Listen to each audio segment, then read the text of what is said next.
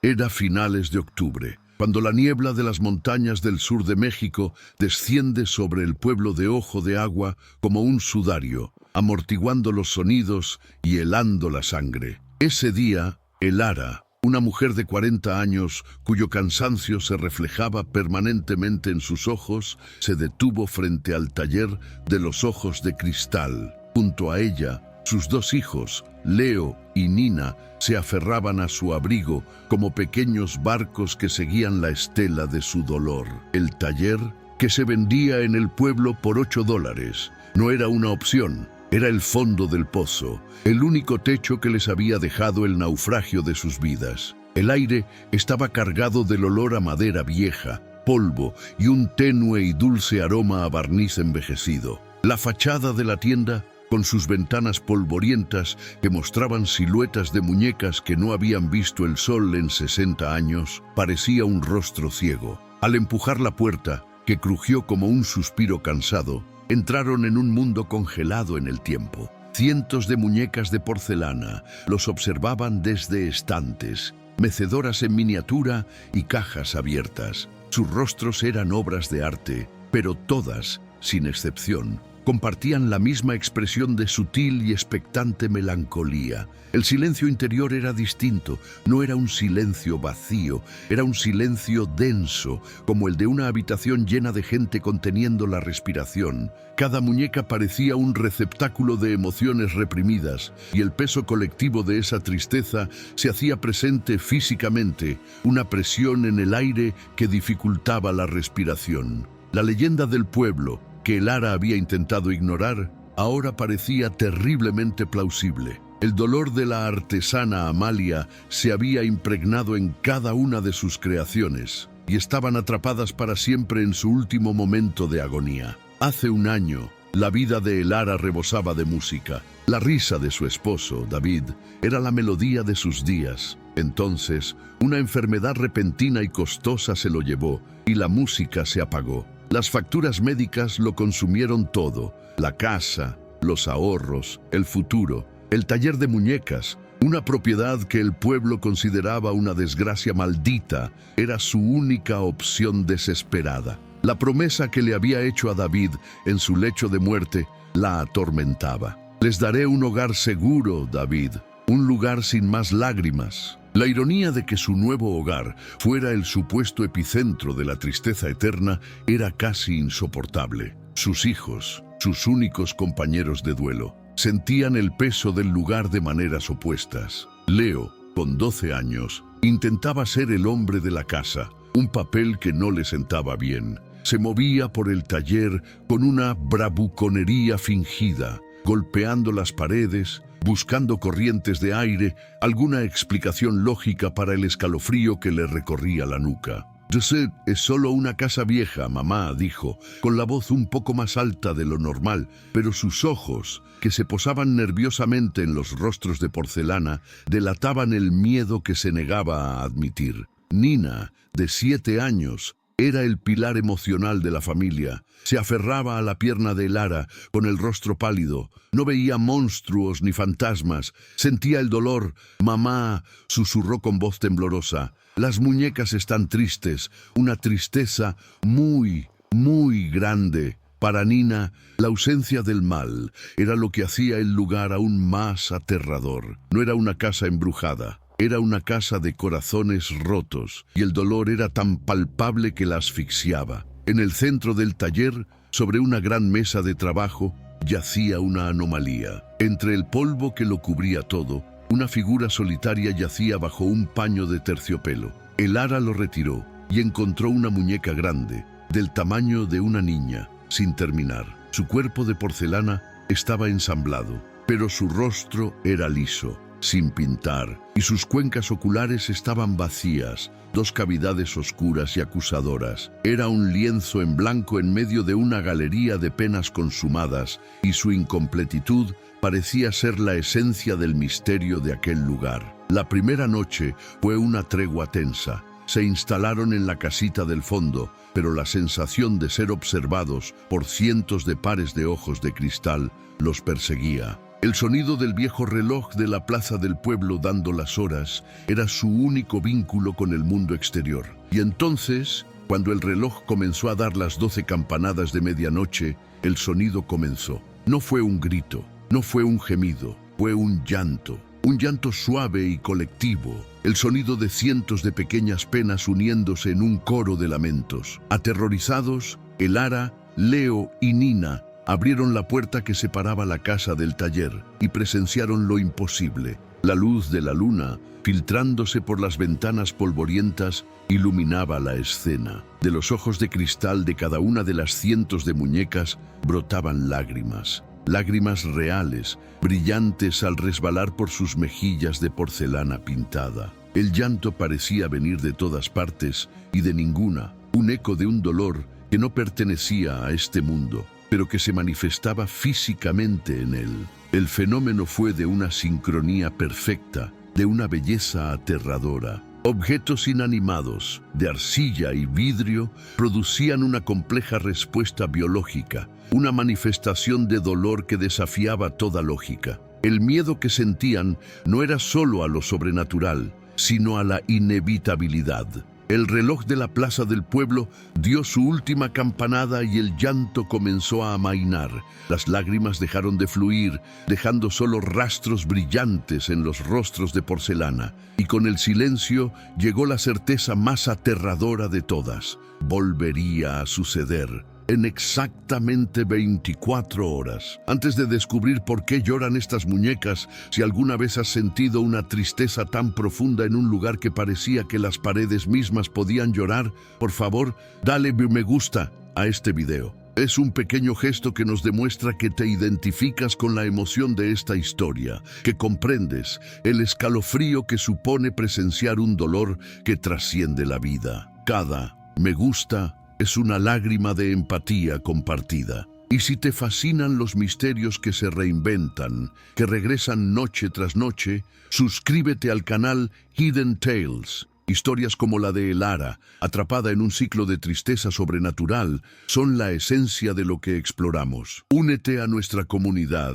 porque la cuenta regresiva para la próxima medianoche ya comenzó, y Elara tiene menos de 24 horas para encontrar una respuesta. Elara abrazó a sus hijos con el corazón desbocado. La promesa que le había hecho a David, de un hogar sin más lágrimas, se había convertido en una cruel ironía. Los había traído a una casa donde la estructura misma lloraba, una casa donde el dolor no era un recuerdo, sino un hecho cotidiano e ineludible. Y ella, restauradora de objetos rotos, se enfrentaba ahora a la tarea imposible de intentar remendar un corazón roto que atormentaba a cientos de muñecas de porcelana. Llegó la mañana, no con alivio, sino con la fría luz de la escena de un crimen. El taller estaba en silencio. Los brillantes rastros de sal en las mejillas de porcelana de las muñecas eran la única evidencia del coro imposible de la noche anterior.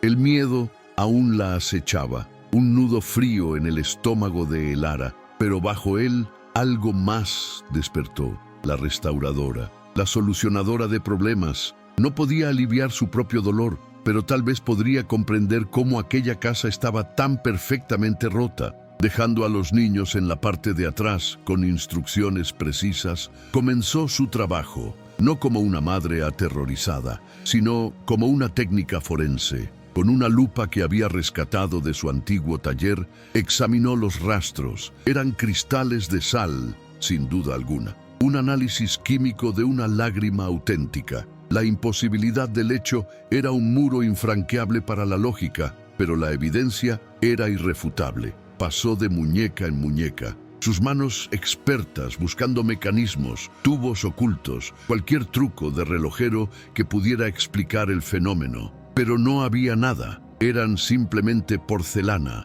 tela y vidrio, ensambladas con una habilidad que la dejó atónita y profundamente perturbada. Su sensibilidad hacia los objetos la guiaba. En un rincón oscuro, sentada en una pequeña mecedora, había una muñeca que parecía más antigua que las demás. Su ropa estaba más descolorida, la porcelana más fina. Elara intuyó que era una de las primeras creaciones de Amalia. Al levantarla, notó un peso irregular. Al pasar los dedos por el cuerpo de tela, encontró un bulto duro, cosido en su interior de una forma que no correspondía a la estructura. Con cuidado, usando un pequeño punzón, deshizo la costura y del interior extrajo un pequeño cilindro de metal, frío y pesado, cubierto de diminutos dientes. Era el corazón de una caja de música. La pieza de metal era una pista, pero sin la caja. Era un enigma. El reloj del pueblo,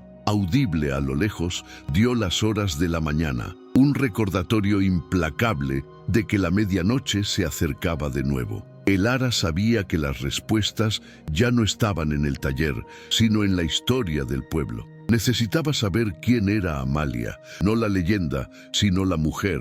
¿Quién era la persona cuyo corazón roto tenía el poder de hacer llorar a cientos de muñecas? Dejando a un Leo reacio y asustado al mando, emprendió el corto pero tenso camino hacia el centro de Ojo de Agua. El archivo municipal era una habitación pequeña y polvorienta, a cargo de un anciano que parecía tan viejo como los libros que guardaba. Recordaba a Amalia. Un alma atormentada, dijo en un susurro, pero con manos de ángel. La ayudó a encontrar los documentos, y allí, con una caligrafía oficial e impasible, yacía la raíz de todo el dolor. El certificado de defunción de Luna, la única hija de Amalia. 8 años, causa de la muerte, fiebre tifoidea, una plaga repentina que se la llevó en cuestión de días. Luna era, según el archivero, una niña prodigio, una música que encantaba a la ciudad con sus melodías. Unas semanas después de la muerte de su hija,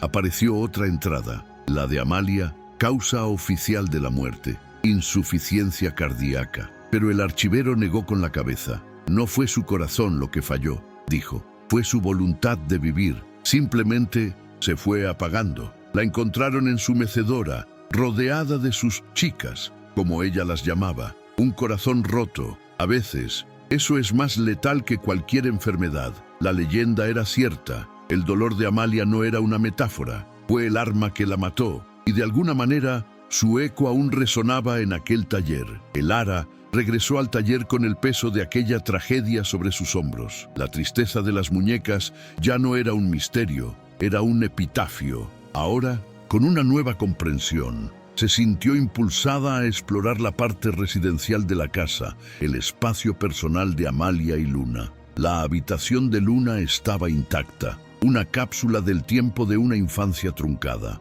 Una camita, partituras en un estante y, sobre la mesita de noche, una hermosa caja de música de madera con una bailarina de porcelana rota en la tapa. El Ara la abrió. El mecanismo estaba vacío. Faltaba el cilindro que reproducía la melodía. Con el corazón en un puño, recogió el cilindro metálico que había encontrado en la muñeca. Encajaba a la perfección en el mecanismo vacío. La pieza ahora formaba parte de su rompecabezas. Con manos temblorosas, giró la pequeña manivela. Una melodía comenzó a sonar, frágil, inquietante y dolorosamente bella. Era una nana. Pero tras unas pocas notas, la melodía se detuvo bruscamente en un acorde que no resolvía, dejando un silencio tenso e inconcluso en el aire. Era una canción sin fin, una pregunta musical sin respuesta. El sol de la tarde, bajo en el horizonte, proyectaba largas sombras sobre el taller.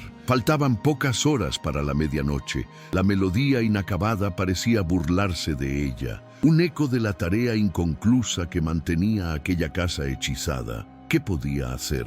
No era música, era restauradora. Su mirada se posó en la gran muñeca sin terminar sobre la mesa de trabajo, de rostro liso y ojos vacíos. Tenía el tamaño de una niña de 8 años, el tamaño de Luna, y el Ara supo, con una intuición casi susurrada, que allí se encontraba la respuesta definitiva. Impulsada por una desesperación rayana en la inspiración, se acercó a la muñeca. Como restauradora, conocía las técnicas, las puntadas secretas. Sus manos expertas hallaron una línea casi invisible en el torso de la muñeca, una costura diseñada para abrirse. Con cuidado, la deshizo. El cofre de porcelana estaba hueco, como había previsto, y dentro, donde debería latir un corazón, yacía un pequeño libro encuadernado en cuero, atado con una cinta de seda. Era el diario de Amalia. Las últimas páginas eran casi ilegibles, la letra de una mujer desmoronándose por el dolor. Amalia escribía sobre su intento de crear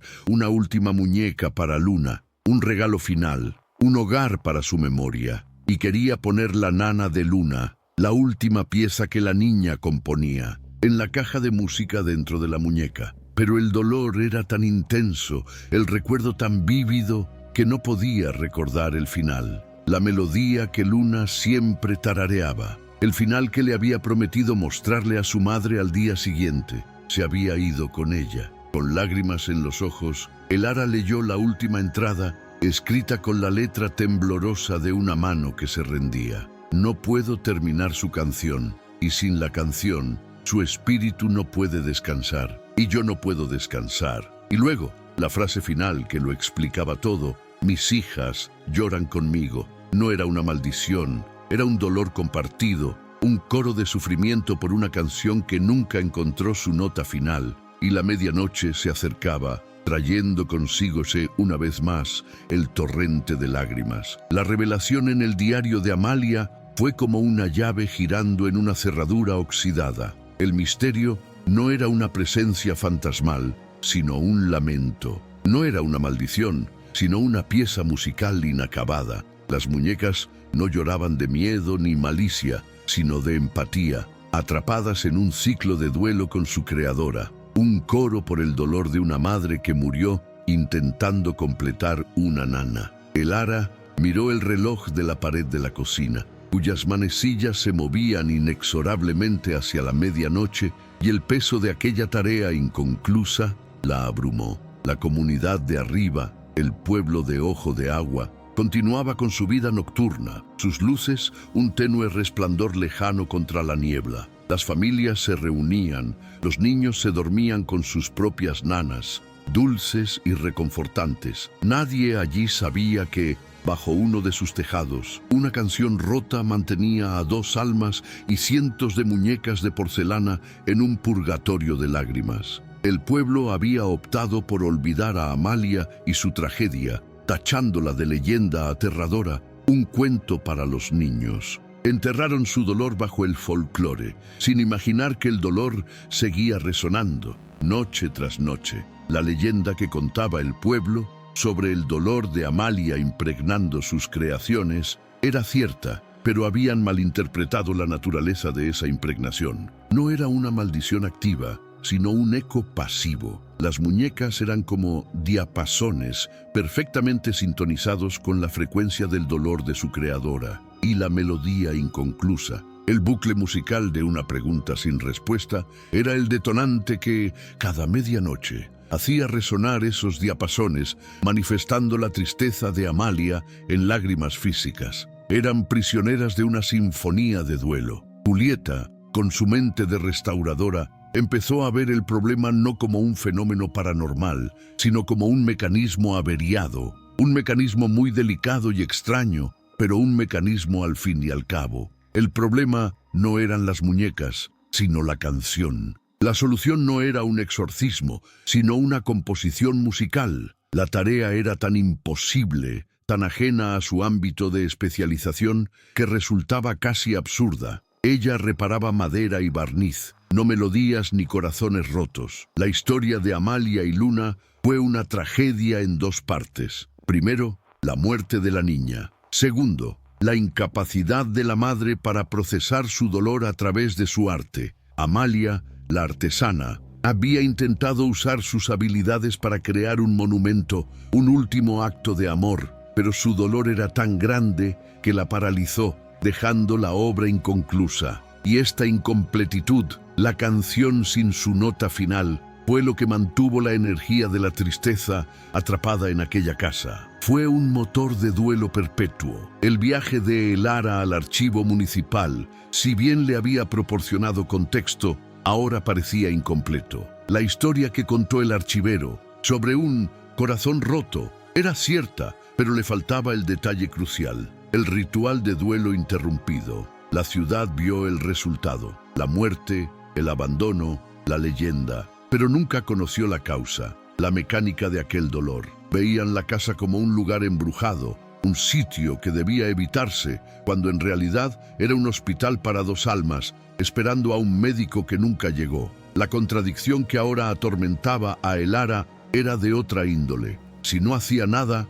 el ciclo continuaría. Ella y sus hijos tendrían que vivir en una casa que lloraba cada noche, una tortura psicológica que, con el tiempo, los obligaría a marcharse o los volvería locos. Si huía, abandonaría no solo una casa, sino dos almas atrapadas en su dolor. Se convertiría en una persona más en la historia de Ojo de Agua, que eligió dar la espalda al sufrimiento de Amalia. El tiempo se agotaba. Solo quedaban unas pocas horas para la medianoche. La presión era inmensa. Miró la caja de música rota, el cilindro con su melodía truncada. Luego miró sus propias manos, las manos de una restauradora, manos que sabían lijar, pegar, encontrar la pieza que faltaba para volver a armar algo. ¿Y si la solución no fuera musical, sino mecánica? ¿Y si pudiera de alguna manera arreglar no la canción,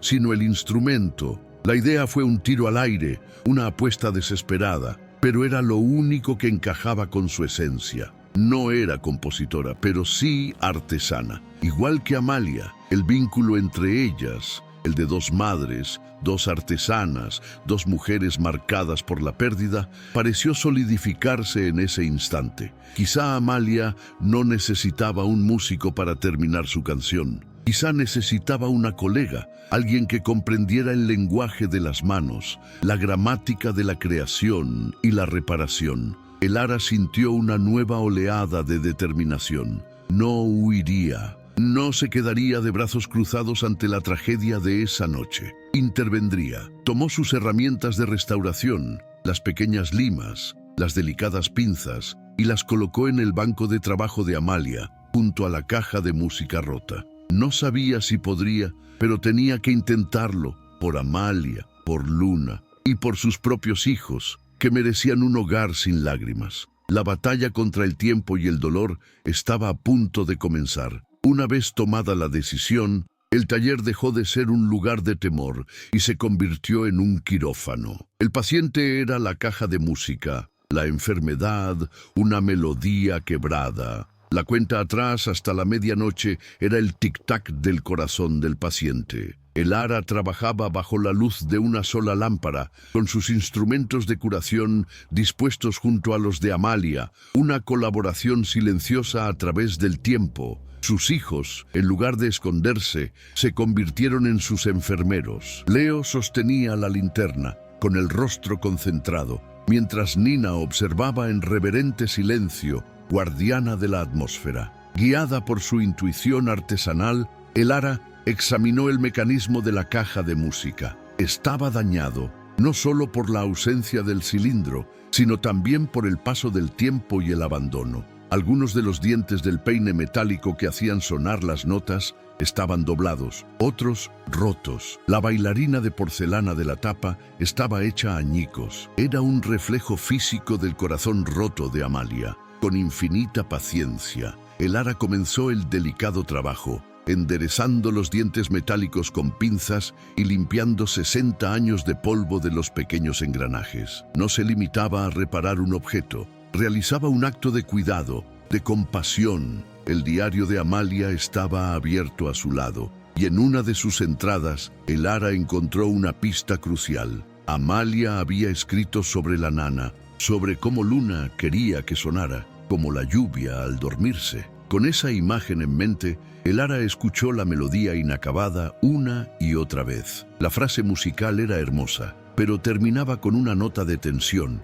una pregunta. Le faltaba la resolución, el suave descenso al silencio, la cadencia que significaba fin, descanso, paz. Con el mecanismo limpio y reparado, llegó la parte imposible, terminar la canción. Elara no era música, pero entendía la armonía de otra manera, la armonía de los colores, de las formas, del equilibrio. Tomó una pequeña lima y, guiada únicamente por su intuición estética, comenzó a ajustar sutilmente los últimos dientes del peine metálico. No componía, esculpía, intentando crear un final que sonara como la lluvia al dormirse, un final que descendiera suavemente, que se resolviera en una nota de paz. Era una apuesta, un tiro al aire guiado por la empatía. Flashback. La escena del descubrimiento de la caja de música se formó en la mente de Elara, pero esta vez con más detalle. Vio a Amalia, con el rostro desfigurado por el dolor, sosteniendo el cilindro que contenía la nana de su hija.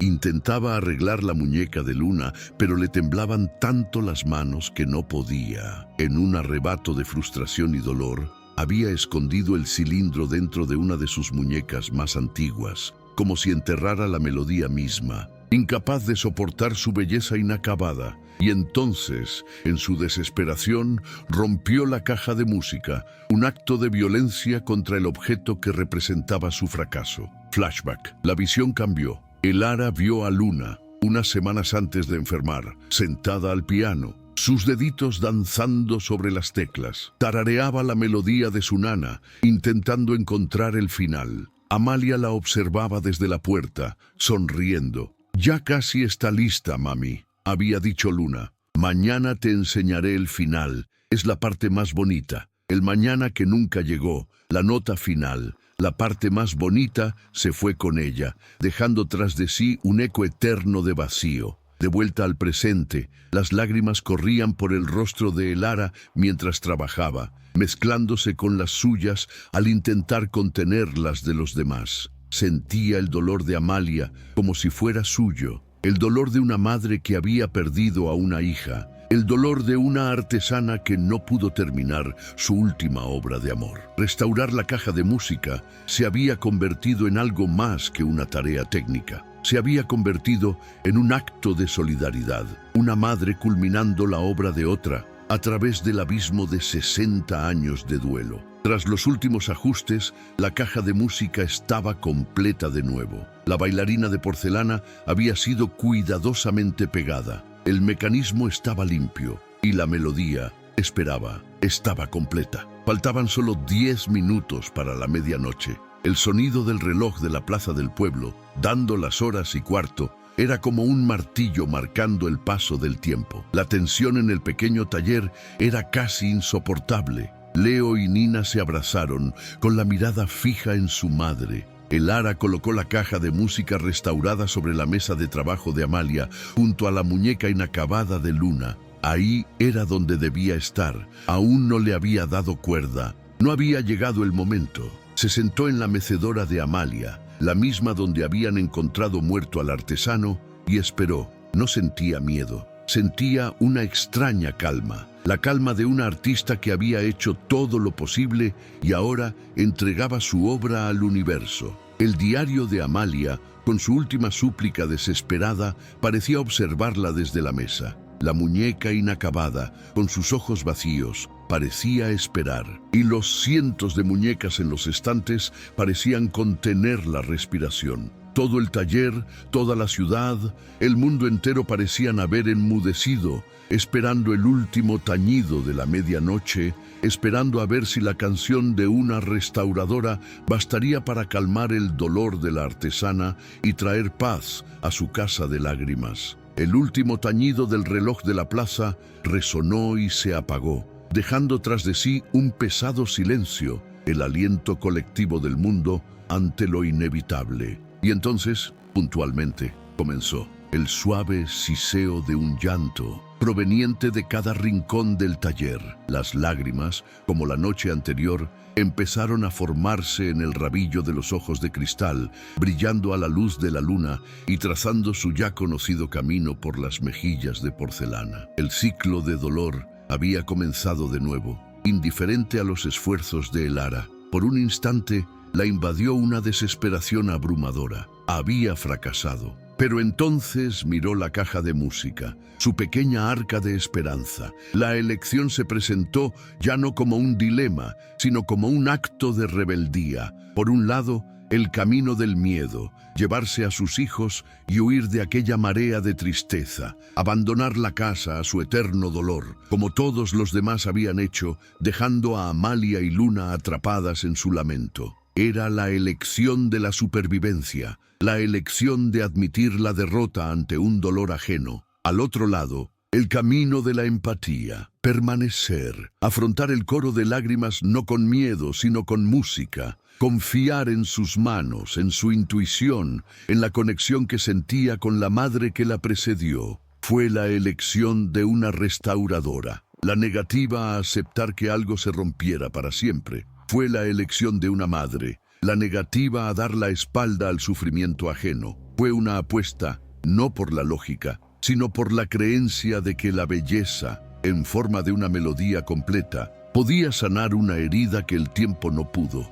Eligió la belleza, eligió la empatía, eligió quedarse. Mientras el sonido del llanto llenaba la habitación, se levantó de su mecedora y caminó hacia su escritorio. Se vio reflejada en Amalia, una madre que haría cualquier cosa por arreglar el mundo para su hijo. Vio en Luna la inocencia de su propia Nina. Ya no podía ser una mera espectadora, tenía que participar en el ritual, no para desterrarlo, sino para completarlo. Liberarlos era la única forma de liberarse a sí misma y a sus hijos. El precio de la decisión fue enfrentarse directamente al fenómeno que la aterraba. Significaba permanecer en el epicentro del dolor, con sus hijos como testigos, y apostarlo todo a su habilidad como artesana y a su compasión como madre. Pero la ganancia moral que obtendría era infinitamente mayor. La oportunidad de transformar el dolor en paz, de reemplazar las lágrimas con el silencio,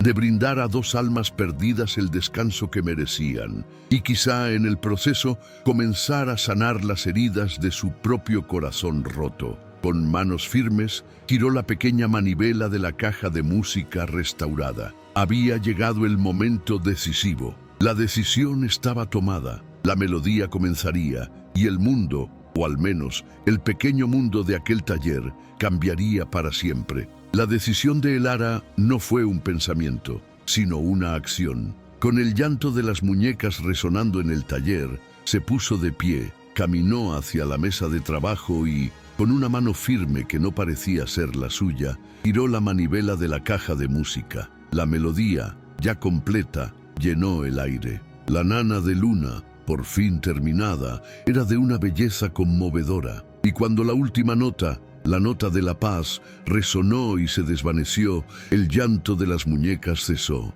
Las lágrimas en sus rostros brillaron un instante y luego se evaporaron en una bruma resplandeciente. Un profundo y apacible silencio, un silencio que la casa no había conocido en 60 años, los envolvió. No huyó del dolor, lo superó. No ahuyentó los fantasmas, los arrulló hasta que se durmieron. Su promesa a David de darles a sus hijos un hogar sin más lágrimas se cumplió de la forma más literal y milagrosa. No solo les dio un techo, les dio paz, enseñándoles la lección más importante de todas, que la compasión es la herramienta más poderosa para sanar un mundo roto. La artesana del dolor había encontrado a su sucesora y la obra, por fin, estaba terminada. Esa fue la elección de Lara, afrontar la tristeza con belleza. Pero cuéntame en los comentarios, ¿tendrías el valor de hacer lo mismo? Ante un dolor ajeno que invadía tu hogar cada noche,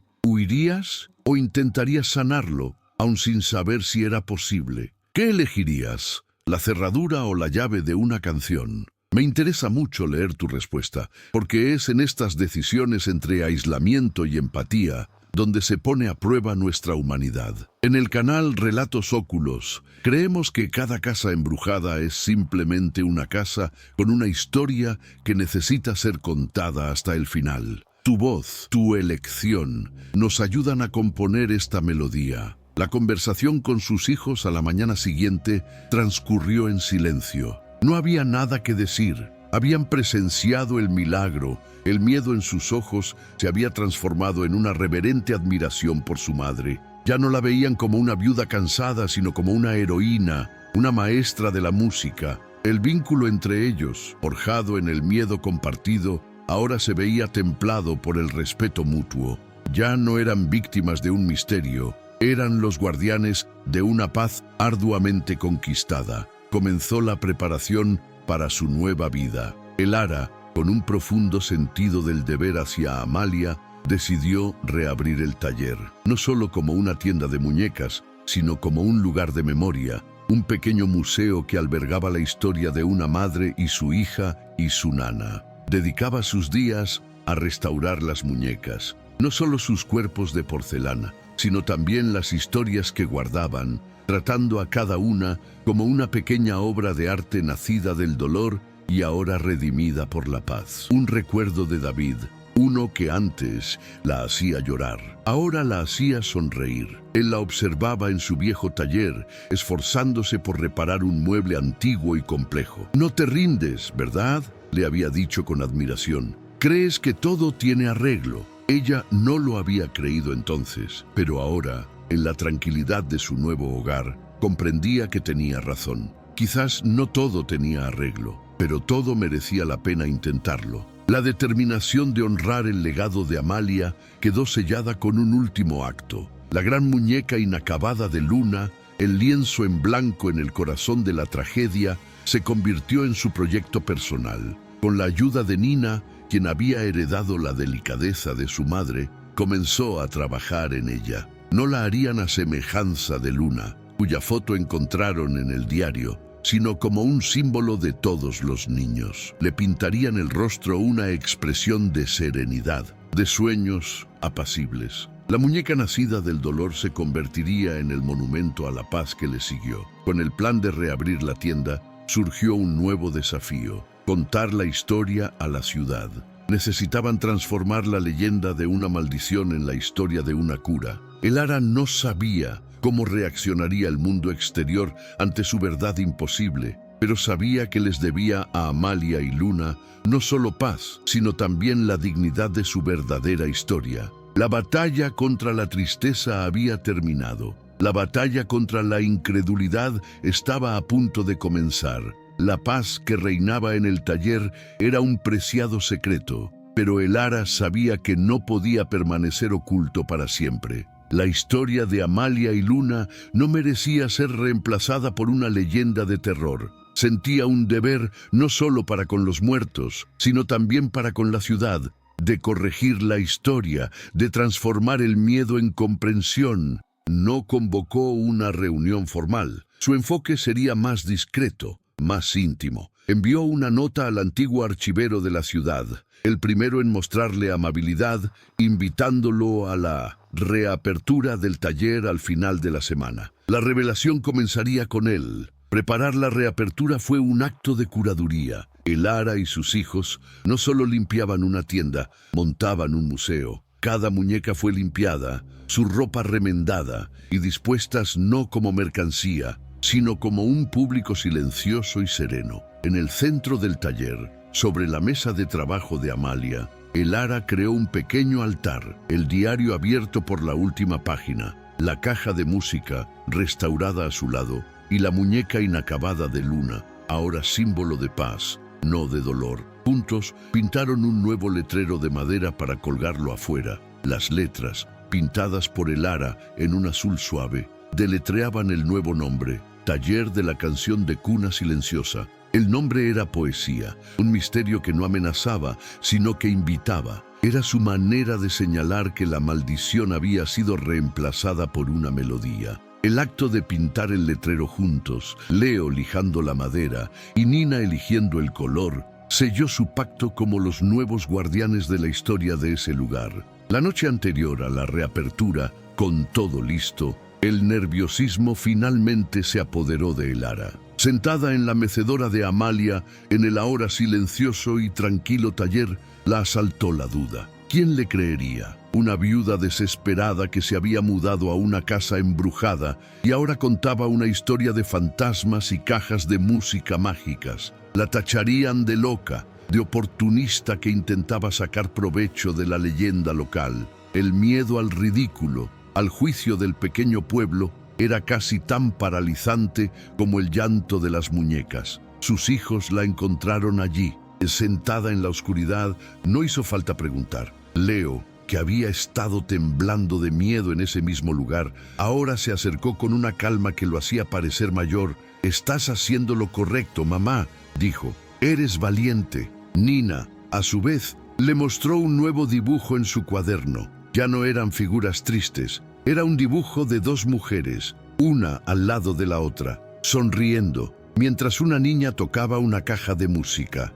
«Amalia y tú», susurró Nina. El apoyo incondicional de sus hijos era la única aprobación que necesitaba. Llegó la mañana y, con ella, el momento de la verdad. El ara abrió la puerta del taller y, por primera vez en 60 años, la luz del sol matutino inundó el espacio, haciendo danzar el polvo bajo sus rayos. El camino hacia la revelación no era un viaje físico, sino el acto de cruzar ese umbral, de exponer su verdad imposible al mundo escéptico. Se quedó de pie en el umbral, respirando el aire fresco de la mañana, esperando, con el corazón latiendo al ritmo de una canción que solo ella podía oír. Al otro lado de la calle adoquinada, algunos vecinos curiosos se detuvieron. Vieron la puerta abierta, el nuevo letrero. Susurraron entre sí, señalando, con rostros que reflejaban una mezcla de curiosidad y temor arraigado. Décadas de superstición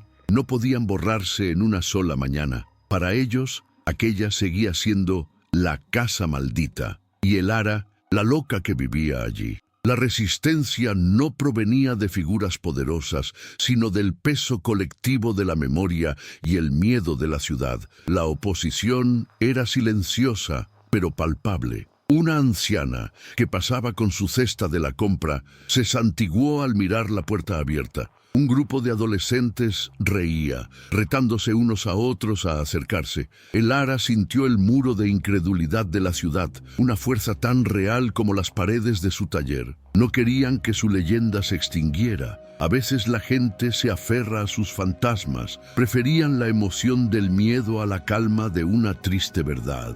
Vio la figura encorvada del anciano archivero caminando calle arriba y su corazón vaciló. Tal vez era un error. Tal vez era mejor mantener la paz que habían encontrado como un secreto familiar. Dejar la ciudad con su leyenda, dejarlos con su miedo. Proteger la historia de Amalia y Luna de la incredulidad y el ridículo del mundo exterior. Retrocedió un paso, con la mano en la puerta, lista para cerrarla, para regresar a la seguridad de su silencioso santuario. Fue Leo quien la detuvo. Vio la vacilación en sus ojos, el miedo que volvía a aparecer. Se acercó y, con una firmeza que desmentía su edad, le puso la mano en el brazo. «Mamá», dijo con voz baja pero firme, «arreglaste su canción. Ahora tienes que contarles a todos por qué. Por ellos». Sus palabras, un eco de su propio propósito, fueron el ancla que la sostuvo. Ya no era el niño que necesitaba protección,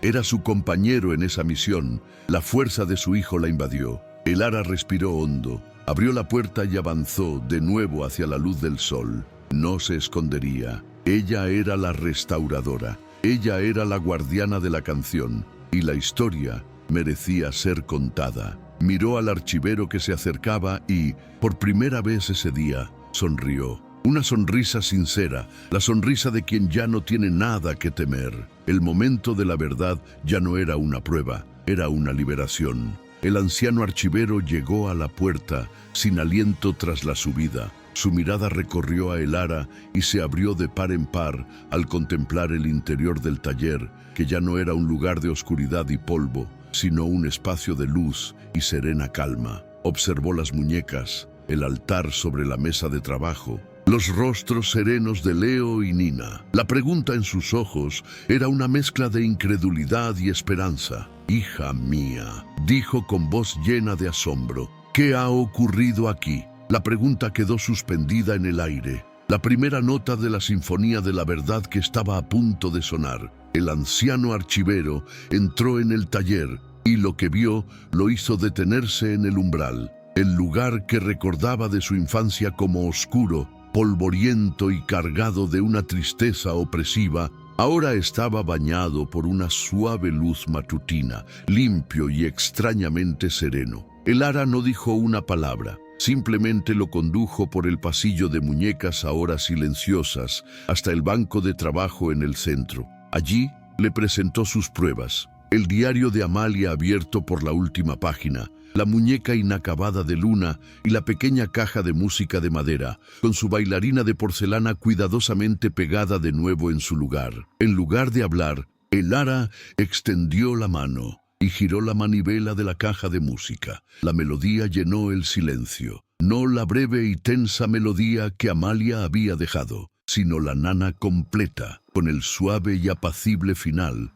que Elara había improvisado. La belleza de la pequeña canción, ahora resuelta, era de una pureza conmovedora. El archivero escuchó, con el rostro desencajado por el asombro. La música, lo sabía, era la clave, era el primer testimonio, la prueba de que algo fundamental no solo se había encontrado, sino que se había reparado. Solo entonces, Elara comenzó a contar toda la historia, con voz baja y tranquila. Habló de Amalia no como la bruja de la leyenda, sino como una madre devastada por el dolor. Leyó fragmentos del diario describiendo el intento de Amalia por crear un último homenaje a su hija y su agonía por no poder terminar La nana de Luna. Explicó su teoría. El dolor y la melodía inconclusa habían creado un eco, un ciclo de duelo que se manifestaba físicamente en las lágrimas de las muñecas, noche tras noche. No se describió a sí misma como una heroína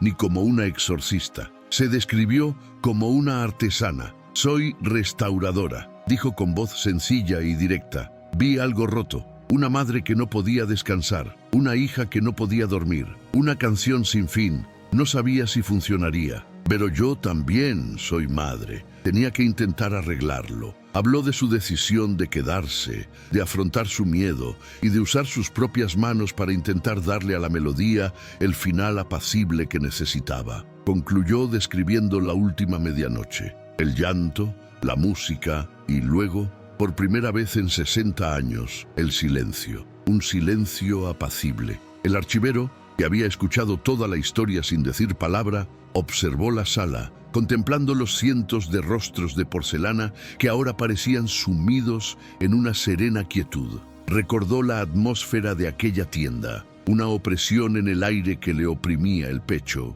y ahora esa opresión había desaparecido. No necesitaba más pruebas, sentía la verdad.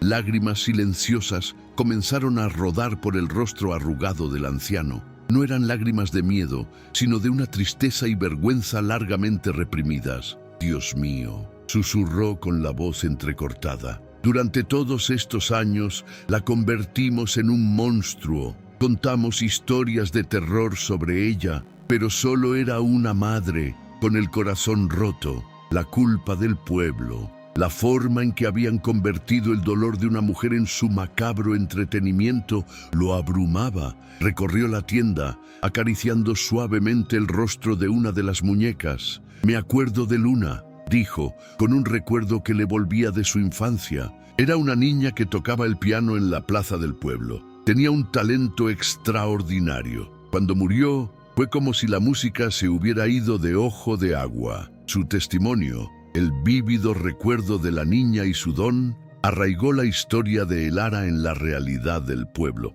El archivero contempló la muñeca inacabada de Luna, luego la caja de música. «Siempre dijimos que Amalia murió de pena», dijo, con un destello de comprensión en los ojos, «pero nunca entendimos que fuera una tarea inconclusa. No pudo descansar porque no pudo terminar su última canción de amor para su hija. La leyenda de la maldición se desvaneció, reemplazada por la epopeya de la devoción maternal. La justicia que Amalia y Luna recibieron en ese momento no fue legal, sino moral. Su historia por fin había sido escuchada y comprendida. Su dolor ya no era un espectáculo de terror, sino una lección de amor y pérdida». El archivero se dio cuenta de que toda la ciudad le debía a Amalia una disculpa, una rectificación de su memoria. Necesitaban sustituir a la bruja por la madre, al monstruo por la mártir del dolor. Observó la muñeca inacabada,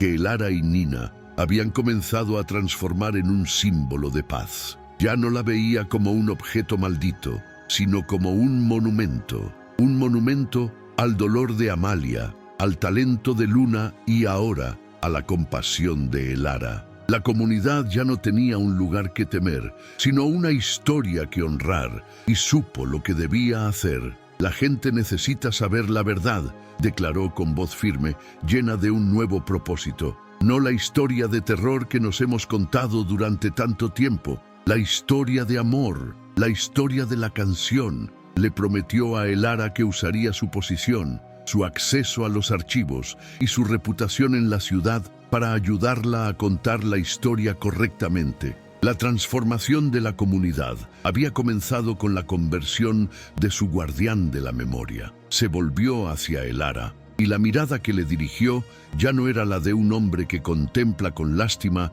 a una desconocida. Era una mirada de profundo y humilde respeto. No solo arreglaste una caja de música, hija mía, dijo con voz llena de admiración. Reparaste la memoria de nuestro pueblo. En ese instante, Elara dejó de ser la viuda que se había mudado a la casa maldita. Se había convertido en la restauradora de almas, la heroína inesperada del relato más triste de Ojo de Agua. Con el archivero como su primer y más ferviente aliado, la verdadera historia de Amalia y Luna comenzó a difundirse por Ojo de Agua, no como un rumor, sino como una confesión. El anciano, valiéndose de su respetada posición, reunió a los ancianos del pueblo, contándoles la historia que había escuchado, las pruebas del diario y la verdad que había percibido en el taller, ahora en paz. La transformación de la leyenda no fue instantánea, pero sí constante. La semilla de la verdad, sembrada en la conciencia del pueblo, comenzó a germinar, sus raíces rompiendo la dura corteza de 60 años de superstición. El taller de Elara se convirtió en un lugar de peregrinación silenciosa. La gente venía, ya no a mirar con temor, sino a presentar sus respetos. Dejaban pequeñas flores en la puerta, una silenciosa disculpa a Amalia. Entraban en la tienda, ahora reabierta, como el taller de la nana silenciosa, y contemplaban las muñecas no como objetos malditos, sino como testigos de gran dolor y gran compasión. La tienda prosperó, no porque la gente quisiera comprar las muñecas, sino porque deseaban llevarse a casa un pequeño fragmento de la historia de amor y redención. La vida de Elara encontró un ritmo de paz y propósito. Pasaba los días restaurando las creaciones de Amalia y creando las suyas propias, infundiendo en cada figura una serenidad irresistible para sus clientes. Ya no era solo restauradora de muebles, era una pacificadora, y su taller un santuario de tranquilidad en el corazón de una ciudad que aprendía a sanar su propia memoria. La promesa que le había hecho a David, la de un hogar seguro, se había cumplido de una forma que jamás imaginó. Su seguridad no provenía de las paredes, sino de la aceptación y el respeto de su nueva comunidad. La transformación de la familia era completa. Ya no eran los marginados que vivían en la casa embrujada. Eran los guardianes de una historia muy querida. El miedo en los ojos de Leo había sido reemplazado por una serena confianza. Descubrió su pasión por la historia local, ayudando al viejo archivero a organizar los archivos del pueblo y asegurándose de que ninguna otra historia fuera distorsionada u olvidada. Se había convertido en un guardián de la memoria por derecho propio. Nina, la niña que una vez sintió tristeza, ahora sentía paz. Se convirtió en aprendiz de su madre en el taller, y sus pequeñas y ágiles manos mostraban un talento natural para el delicado arte de la fabricación de muñecas. Pasaba horas en el banco de trabajo de Amalia, el mismo lugar donde el ciclo de dolor había comenzado y terminado, ahora un lugar de alegre creación. El linaje de artesanos, interrumpido durante 60 años, había encontrado su continuación. El lugar, el taller mismo, parecía exudar paz. Allí, la luz del sol parecía más cálida, las sombras más suaves. Se había convertido en un monumento viviente al amor de una madre y a la compasión de una desconocida. La muñeca de Luna, finalmente terminada por Elara y Nina, con una expresión serena y soñadora, y la caja de música restaurada sobre su pecho, ocupaba un lugar de honor en el centro del taller. No estaba a la venta. Era el corazón del hogar, un recordatorio de que toda canción, por triste que sea, merece encontrar su nota final. La decisión moral de Elara se convirtió en el nuevo folclore del pueblo. La historia de la viuda que calmó los espíritus se contaba no para asustar, sino para enseñar. Enseñaba sobre la empatía, sobre el peligro de convertir el dolor ajeno en entretenimiento y sobre el poder de un simple acto de bondad para sanar viejas heridas. La decisión de Elara de afrontar el miedo con compasión se había convertido en el nuevo mito fundacional de la identidad moral de Ojo de Agua. Una tarde de primavera, un año después de la reapertura de la tienda, el pueblo celebró una pequeña ceremonia. Colocaron una nueva placa en la plaza, junto al viejo reloj. Decía, en memoria de Amalia y Luna, madre e hija, cuya canción por fin encontramos. Fue una disculpa oficial, un acto de despedida para la comunidad. Elara y sus hijos observaban entre la multitud, no como héroes, sino como parte del pueblo que finalmente había hecho las paces con sus fantasmas. Esa noche, Elara se sentó en la mecedora de Amalia, en el silencioso taller iluminado por la luna. Miró la muñeca de Luna, a los cientos de otras niñas que ahora dormían plácidamente. Pensó en la mujer que había llegado allí, destrozada y sin esperanza, y en la mujer que era ahora, íntegra y en paz. La transformación se había completado. No solo había encontrado un hogar, lo había sanado, y, en el proceso, se había sanado a sí misma. Han pasado 10 años, transformando el taller de la canción de cuna silenciosa, de una curiosidad local, en una querida leyenda. El tiempo, que antaño se repetía en un ciclo diario de lágrimas, ahora fluía con suavidad, entretejiendo la historia de Amalia, Luna y Elara en el folclore de Ojo de Agua. La niebla aún descendía de las montañas, pero ya no se la veía como un sudario de tristeza, sino como un velo que custodiaba un lugar de paz y belleza conquistada con esfuerzo. La historia de la viuda que remendó una canción se convirtió en una parábola que se cuenta a los niños, una lección sobre escuchar el dolor ajeno. Elara, ahora con 50 años, era una artesana venerada. Las líneas de cansancio en su rostro se habían suavizado, reemplazadas por la serenidad de quien había encontrado su lugar en el mundo. Sus muñecas eran famosas no solo por su belleza, sino por la inconfundible expresión de paz en sus rostros pintados. Se había convertido en la guardiana oficiosa de la memoria de la ciudad, y su taller en un santuario de tranquilidad,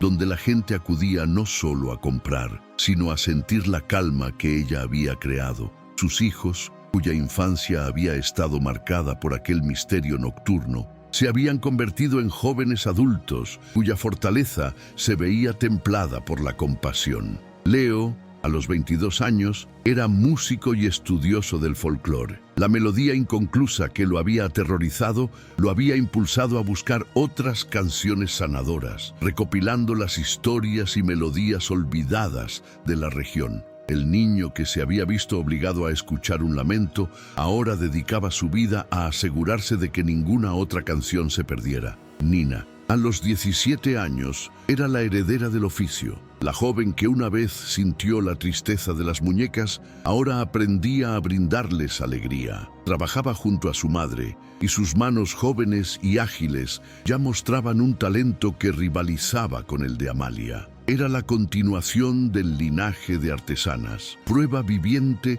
de que el legado de Amalia no había muerto, sino que solo había permanecido latente durante 60 años. El taller era un lugar luminoso. La muñeca de Luna, ahora conocida como La Dormida, ocupaba un lugar de honor en una vitrina, con la caja de música silenciosa sobre su pecho. No era un objeto de duelo, sino el símbolo del descanso finalmente encontrado. Turistas de todas partes venían a ver el taller y escuchar su historia, trayendo nueva vida y prosperidad al pequeño pueblo de Ojo de Agua. La comunidad había hecho suya la historia. La leyenda de la maldición había caído en el olvido, reemplazada por la verdad del amor maternal. La historia de Amalia y Luna se convirtió en un ejemplo de cómo una comunidad puede equivocarse, pero también de cómo puede redimirse, eligiendo la empatía en lugar del miedo. En una tarde soleada,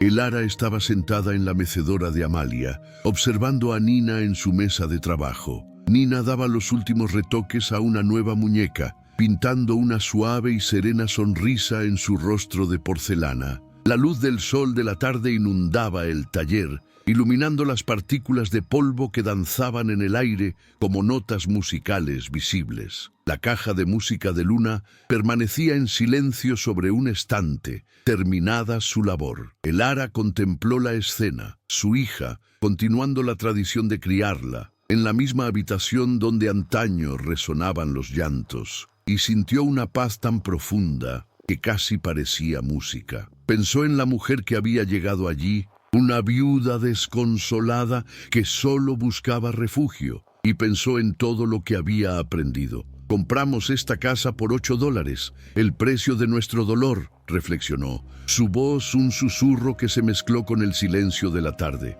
Pero lo que hemos aprendido aquí no tiene precio. Que todo dolor, por profundo que sea, solo espera escuchar el final de su canción. Si esta historia sobre cómo sanar el dolor a través de la compasión y la valentía te conmovió, suscríbete al canal Hidden Tales. Creemos que en cada lugar embrujado hay una historia que espera no para asustar, sino para ser comprendida, para ser escuchada hasta el final. Tu suscripción nos ayuda a seguir escuchando, y si conoces a alguien que entiende que la empatía es la herramienta más poderosa para sanar lo que está roto, comparte este video. Historias como la de Elara nos recuerdan que no necesitamos ser magos para obrar milagros. A veces, basta con tener el valor de detenerse a escuchar y la bondad de ayudar a terminar una canción.